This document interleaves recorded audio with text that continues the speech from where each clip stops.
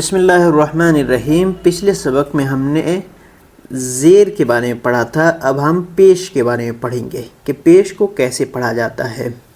تو پیش یہ آپ دیکھ سکتے ہیں، ایسے ایسے گھما کے لکھا گیا ہے اس کو، یہ بھی حرکت ہے ایک، یہ تینوں کو ملا کے حرکت کہا جاتا ہے۔ زبر زیر پیش، یہ تینوں کو ملا کے حرکات کہا جاتا ہے۔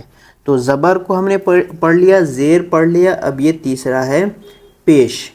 تو اس کو اس طرح سے پڑھیں گے: الف پیش او، با پیش بو، تا پیش تو، سا پیش سو۔ یہ تینوں کو آپ تھوڑا سا جو عام طور سے پڑھایا جاتا ہے، الف پیش او، با پیش بو، تا پیش تو یہ طریقہ صحیح نہیں ہے، مناسب نہیں ہے، بلکہ اس کو الف پیش او، با پیش بو، تا پیش تو، سا پیش سو، اس طرح سے پڑھنا، تھوڑا سا معروف کر کے، ہونٹوں کو گول کر کے۔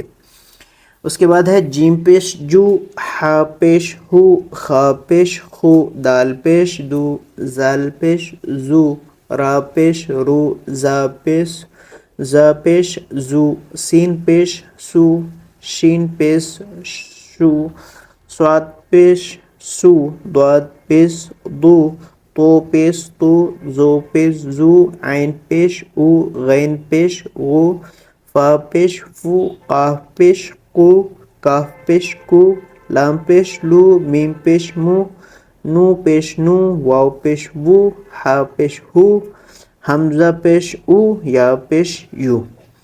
تو یہ آپ نے پیش پڑھ لیا ہے۔ آئیے ہم آپ کو ملا کے کیسے پڑھتے ہیں وہ بتاتے ہیں۔ جیسے یہ را ہے، سین ہے، لام ہے، تینوں پہ پیش ہے، کیسے پڑھیں گے؟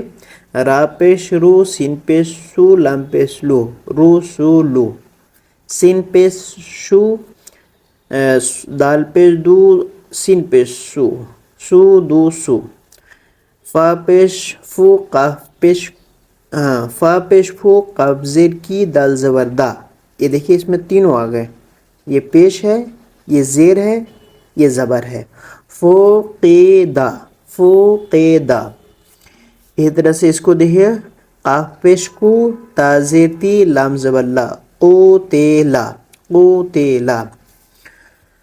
اس کے بعد یہ ہے نو پیش نو، کاف زیر کی، سین زبر سا، نو کی سا، کاف زبر کا، را پیش رو، میم زبر ما، کروما۔ یہاں پہلے زبر ہے، پھر پیش ہے، پھر زبر ہے۔ یہ عین پیش او، لام زیر لی، میم زبر ما، علیما۔ ہا پیش ہو، دال زیر دی، یا زبر یا، ہو دیا۔ یہ ہے صاد پیش سو، ہا پیش ہو، فا پیش فو، سوحفو۔ واو پیش وو، سین زیر سی، عین زبر آ، وو سی آ۔ قاف پیش کو، دال زیر دی، را زبر را، قودیرا۔ نو پیش نو، سین صاد زیر سی، را زبر را، نو صیرا۔